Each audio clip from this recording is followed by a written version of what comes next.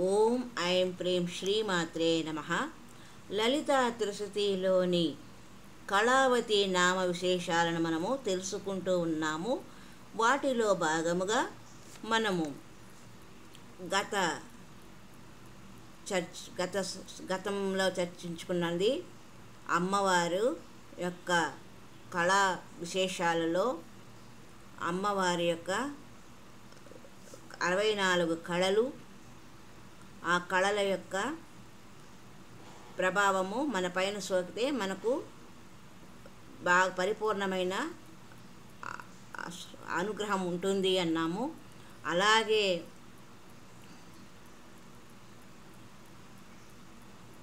ఇష్టదేవతతో గురువు గారితో మనము వ్యాపారం చేయరాదు, స్వార్థ సంకల్పాలు చేయకూడదు. నిస్వార్థమైన సంకల్పాలు చేస్తే భగవతి మనల్ని అనుగ్రహిస్తుంది అన్న విషయము మనకు స్పష్టమైనది.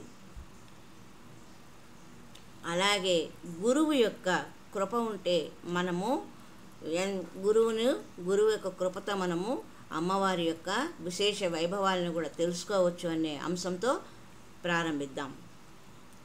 గురుకృపాహి కేవలం, గురుకృపాహి కేవలం, గురుకృపాహి కేవలం, గురుకృపాహి, గురుకృపాహి కేవలం. గుణాతీత రహస్యమును చెప్పగలిగిన వారు గురువు ఒక్కరు మాత్రమే. గురు గుణాతీత రహస్యం ఎక్కడ ఉంది? అది ఆ పరమ సత్యములో మాత్రమే ఉంది. అది త్రిగుణమయిగా ఉండి కూడా గుణాతీత అవుతుంది. ఆ గుణాతీత అవస్థను నీకు అనుభవం కలిగించేవారే గురువు. గుణాతీత స్థితిని కలిగించేవారే గురువు. ఆ గురువు దగ్గరికి వెళ్ళి మనము మీ కృప ఉంటే అని సందేహిస్తూ వారితో మాట్లాడామనుకోండి, అక్కడ మనకు గురువు గారి పైన అపనమ్మకము ఏర్పడిందని తెలిసిపోతుంది. కాబట్టి మనము గురువు గారికి మన యొక్క సమస్యలను, బాధలను చెప్పుకోనవసరం లేదు. ఆయన సర్వాంతర్యామి, ఆయనకు అన్నీ తెలుస్తుంది. ఎవరు ఏ విషయం పైన మన దగ్గరికి వచ్చారు అన్న విషయం వారికి తెలుస్తుంది. కాబట్టి మనము వారితో అసందర్భంగా ప్రవర్తించకూడదు. మనకు ఏ కష్టం కలిగినా గురువును తలుచుకుంటే చాలు, గురువే అన్నీ చూసుకుంటారు. ఇది అందరికీ అనుభవం అయితే ఇంకా ఎక్కడికి వెళ్ళవలసిన అవసరము లేదు. అనుభవమైనా కూడా మనము మందిరాలకు వెళ్ళి మన సంకల్పం నెరవేరినప్పుడు మన బంధువులతో వెళ్ళి ముఖానికి తిలకం ధరించి భగవంతునికి ఎంతో ఆర్భాటంగా పూజ చేసి కృతజ్ఞతలు తెలియజేస్తాం. ఒక్కొక్కసారి మనం అనుకున్నవి జరిగినప్పుడు మనం ఇలా చేస్తాం. భగవంతుడు ఏదైనా తేడా వచ్చి మనము అనుకున్న స్వార్థ సంకల్పాలు ఫలించకపోతే మనం ఏం చేస్తాము? ఆ భగవంతుడిని పక్కన పెట్టేస్తాం. ఆ దేవుడిని పక్కన పెట్టేస్తాము. భగవంతుడు మనల్ని అనుగ్రహించడానికి ఎప్పుడు సిద్ధంగా ఉన్నాడు, ఏదో ఒక రూపంలో. మనము ఆ వైపు చూడకుండా ఆ భగవంతుని వదిలివేసి వేరే మందిరానికి పరుగులు తీస్తాం.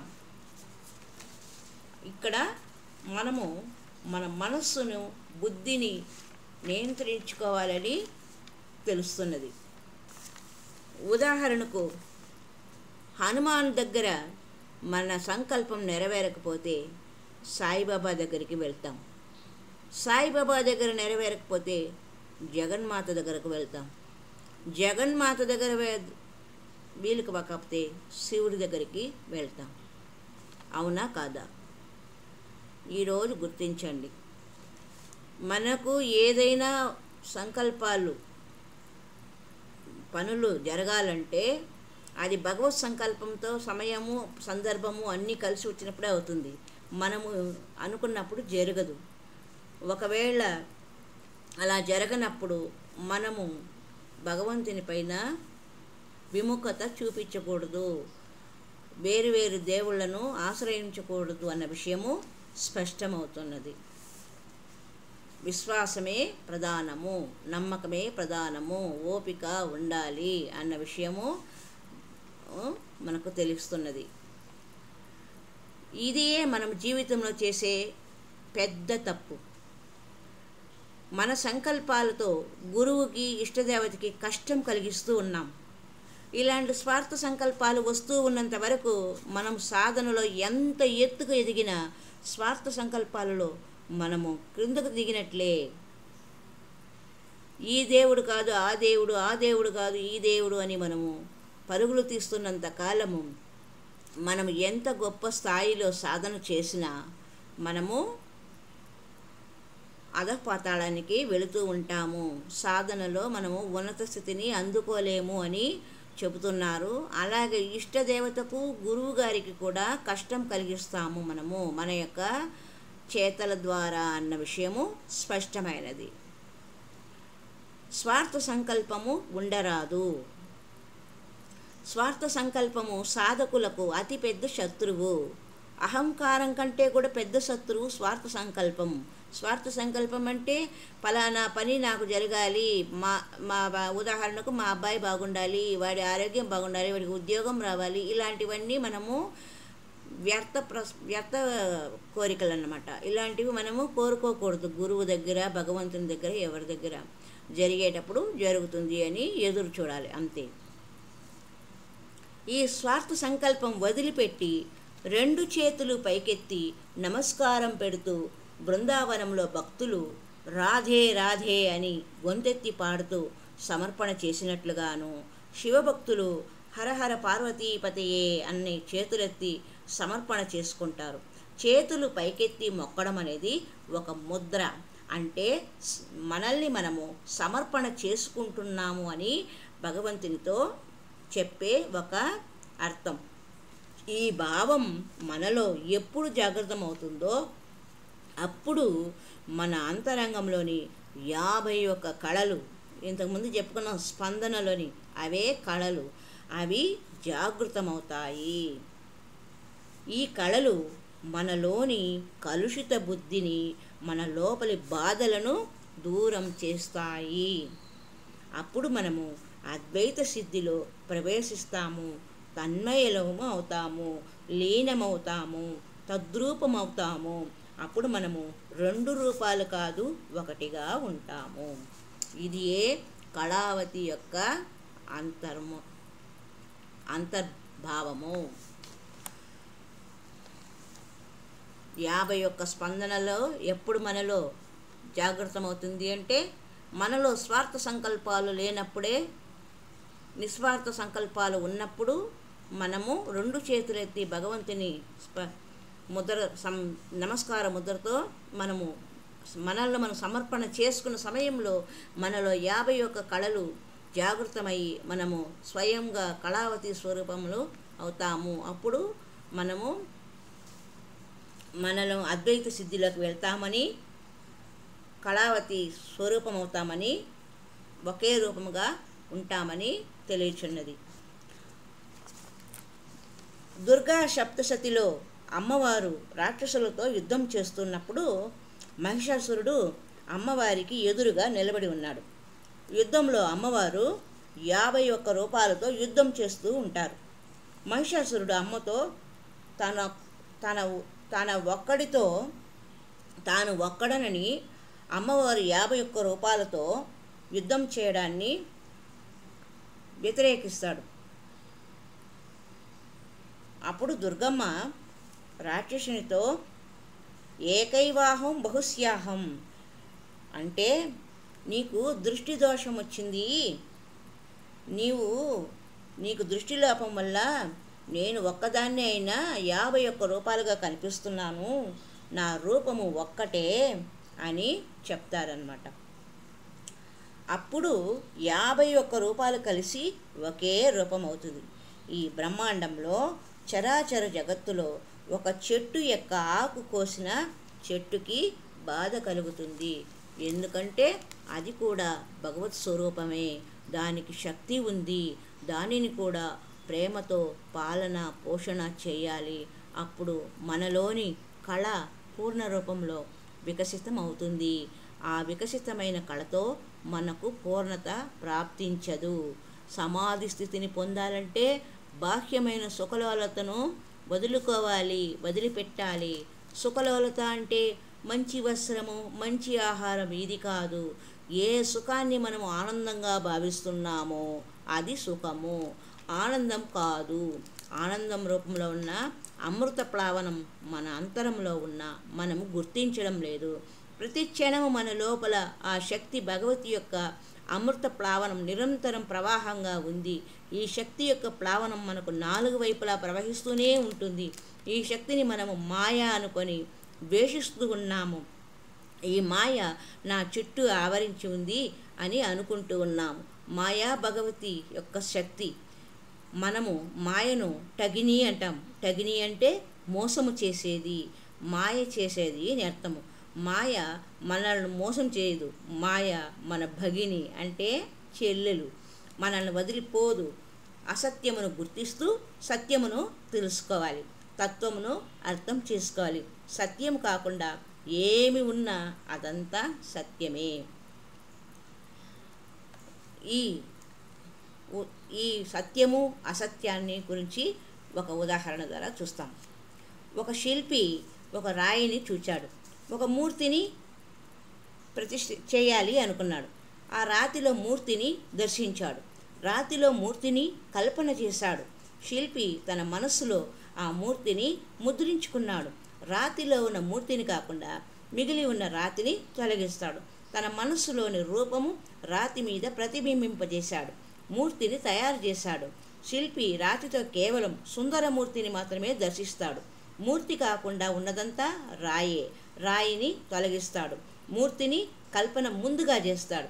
సత్యం యొక్క సాక్షాత్కారం అవ్వడానికి ఇదే దారి. రాయిలో మూర్తిని దర్శించినట్లు సత్యాన్ని అనుభవం పొందటము మొదలు పెడతాడు. దానితో అసత్య రూపంలో ఉన్నదంతా దానికదే పక్కకు వెళ్ళిపోతుంది. సత్యమును మనం చూడాలి అంటే ముందు అసత్యాన్ని తొలగించుకోవాలి అన్నదానికి ఒక రాయిలో మొట్టమొదట కళాకారుడు తాను ఏ మూర్తినైతే చెక్కాలి అనుకుంటాడో ఆ దానిని రూపాన్నే చూసి దానిని మాత్రమే ప్రతిష్ఠించి పక్కన ఉన్న రాయినంతా తొలగించినట్లు మనం కూడా సత్యాన్ని తెలుసుకోవాలంటే ఈ చుట్టూ ఉన్న అసత్యాన్ని అంతా వదిలించుకొని సత్యరూపంలో సత్యాన్వేషణకు ప్రయాణం చేస్తూ సత్యమును తెలుసుకోవాలి. మరి ఒక ఉదాహరణ, షిరిడీకి విదేశాల నుండి ఒక పెద్ద రాయి వచ్చింది.